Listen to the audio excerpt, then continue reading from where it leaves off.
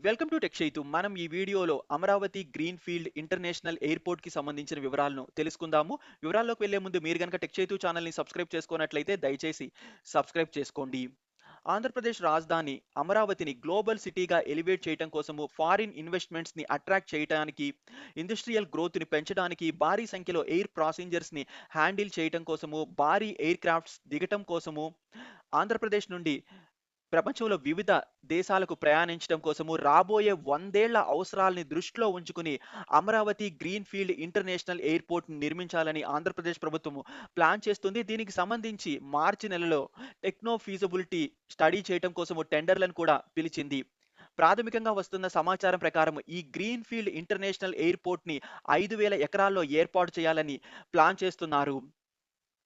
ఈ ఎయిర్‌పోర్ట్‌ని ఏర్పాటు చేయటం వల్ల ఫారిన్ ఇన్వెస్ట్‌మెంట్స్ వస్తాయి. జాబ్స్ క్రియేట్ అవుతాయి. ఇండస్ట్రియల్ గ్రోత్ ఉంటుంది. మరియు ఎకనామిక్ యాక్టివిటీస్ అనేవి పెరుగుతాయి. సో, చాలా ఉపయోగాలుంటాయి. ఈ ఎయిర్‌పోర్ట్‌ని నిర్మించడం వల్ల రాబోయే 100 ఏళ్ల అవసరాల్ని దృష్టిలో ఉంచుకొని ఎయిర్‌పోర్ట్‌ని నిర్మించబోతున్నారు. దీనికి 5,000 ఎకరాలు అవసరమవుతాయని అనుకుంటున్నారు. కానీ కొంతమంది ఎందుకు 5,000 ఎకరాలు అవసరం అని అంటున్నారు. మీ అందరికీ తెలుసా? హైదరాబాద్‌లో ఉన్న శంషాబాద్ ఇంటర్నేషనల్ ఎయిర్‌పోర్ట్ 5,500 ఎకరాల్లో ఉంది.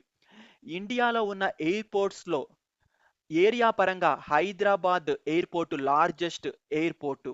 హైదరాబాద్ ఎయిర్‌పోర్ట్ 5,500 ఎకరాల్లో ఉన్న ఆ 5,500 ఎకరాల్లో కేవలం 1,500 ఎకరాల్ని మాత్రమే వాడుతున్నారు. కానీ 5,500 ఎకరాల్ని ఎందుకు సేకరించారు అంటే భవిష్యత్ అవసరాల్ని దృష్టిలో ఉంచుకుని. ఇప్పుడు హైదరాబాద్ ఎయిర్‌పోర్ట్‌లో కొత్త టెర్మినల్‌ని నిర్మించాలంటే దానికోసం కొత్తగా భూసేకరణ చేయాల్సిన అవసరం లేదు. ఎందుకంటే ఆల్రెడీ ల్యాండ్ అందుబాటులో ఉంది కాబట్టి దాన్ని ఉపయోగించుకొని కన్‌స్ట్రక్ట్ చేయొచ్చు. అదే ల్యాండ్ అందుబాటులో లేదనుకోండి, అప్పుడు మళ్ళీ ల్యాండ్‌ని సేకరించాల్సి ఉంటుంది. కానీ ఎయిర్‌పోర్ట్ ఆల్రెడీ ఉండటం వల్ల ఆ చుట్టుపక్కల ల్యాండ్ రేట్ అనేది భారీగా పెరిగిపోయి ఉంటుంది. సో, ఆ ల్యాండ్‌ని పర్చేజ్ చేయటానికి గవర్నమెంట్‌కి చాలా భారం అవుతుంది. అదే ముందుగానే సేకరించి ఉంటే ఈ ఎయిర్‌పోర్ట్‌ని ఎక్స్‌పాండ్ చేయటానికి ఎటువంటి ఇబ్బందులు ఉండవు. ఎయిర్‌పోర్ట్ అంటే కేవలం పాసెంజర్స్ టెర్మినల్సే కాదు, కార్గో టెర్మినల్స్ కూడా ఉంటాయి. సో, కార్గోకి కూడా కొంత భూమి అవసరమవుతుంది. సో, మరియు ఈ అమరావతి గ్రీన్‌ఫీల్డ్ ఇంటర్నేషనల్ ఎయిర్‌పోర్ట్‌ని రాబోయే 100 ఏళ్లని దృష్టిలో ఉంచుకొని నిర్మిస్తున్నారు. సో, అందుకని ఈ 5,000 ఎకరాలు ఖచ్చితంగా ఈ అమరావతి ఎయిర్‌పోర్ట్‌కి అవసరము. కొంతమందేమో ఆల్రెడీ గన్నవరంలో ఎయిర్‌పోర్ట్ ఉంది కదా! మళ్ళీ కొత్తగా ఈ అమరావతి ఎయిర్‌పోర్ట్ ఎందుకు అంటున్నారు. అవును, నిజమే. గన్నవరంలో ఎయిర్‌పోర్ట్ ఉంది. ప్రెజెంట్ ఆ ఎయిర్‌పోర్ట్‌ని రీడెవలప్ చేస్తున్నారు. కానీ ఇది భవిష్యత్ అవసరాలకి సరిపోదు ఈ గన్నవరం ఎయిర్‌పోర్ట్ అనేది. అందుకనే అమరావతిలో భవిష్యత్ అవసరాలకి సరిపోయే విధంగా ఈ గ్రీన్‌ఫీల్డ్ ఇంటర్నేషనల్ ఎయిర్‌పోర్ట్‌ని నిర్మిస్తున్నారు. ఈ ఎయిర్‌పోర్ట్ భారీ సంఖ్యలో ప్రయాణికులను హ్యాండిల్ చేయగలదు. మరియు భారీ విమానాలు దిగటానికి అనుకూలంగా రన్‌వేలని నిర్మిస్తారు. సో, దానివల్ల ఇంటర్నేషనల్ ఫ్లైట్స్ కూడా ఎక్కువగా అమరావతికి రావటానికి అవకాశం ఏర్పడుతుంది. పెద్ద పెద్ద పొడవైన రన్‌వేలు ఉండటం వల్ల ఈ ఎయిర్‌పోర్ట్ అమరావతి నగరాన్ని గ్లోబల్ మ్యాప్‌లో పెడుతుంది. ఇండియాలో చాలా మెట్రో సిటీస్‌లో 2 ఎయిర్‌పోర్ట్స్ ఉన్నాయి. సో, దాన్ని బట్టి చూస్తే ఇక్కడ కూడా గన్నవరం ఎయిర్‌పోర్ట్ ఉన్నప్పటికీ అమరావతి ఎయిర్‌పోర్ట్‌ని నిర్మించడంలో ఎటువంటి తప్పు లేదు.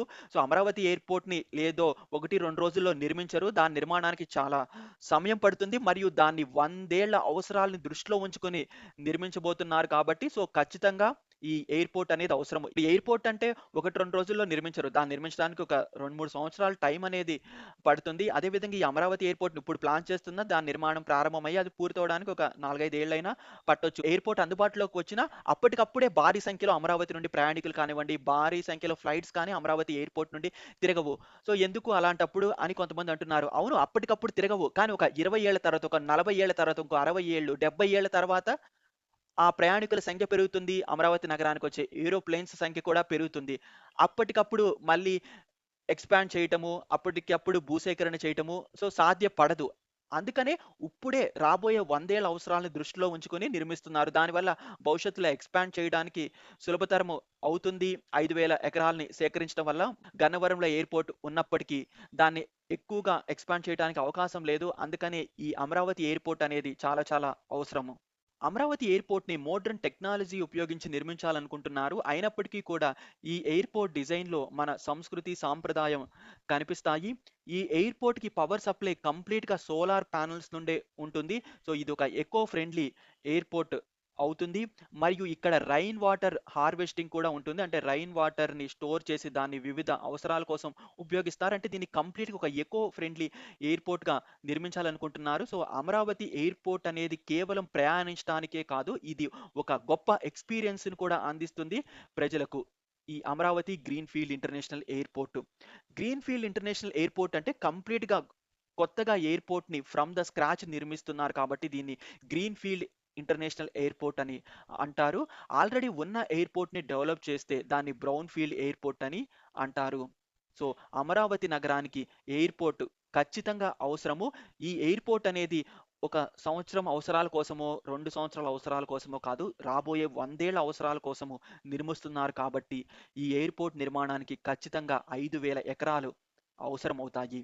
ఇంకా ఈ ఎయిర్‌పోర్ట్ ఎక్కడ వస్తుంది అన్న దానికి సంబంధించయితే ఇంకా గవర్నమెంట్ డిసైడ్ చేయలేదు ఎక్కడ నిర్మించాలని. సో, ఈ ఫీజిబిలిటీ స్టడీ ఇవన్నీ కంప్లీట్ అయిన తర్వాత ఎయిర్‌పోర్ట్ ఎక్కడ నిర్మిస్తే ప్రజలకు ఉపయోగకరంగా ఉంటుందో ఆలోచించి ప్లేస్‌నైతే సెలెక్ట్ చేస్తారు. ఈ అమరావతి గ్రీన్‌ఫీల్డ్ ఎయిర్‌పోర్ట్ పైన మీ అభిప్రాయం ఏంటో కింద కామెంట్ రూపంలో తెలియజేయండి. Thanks for watching. Have a great day.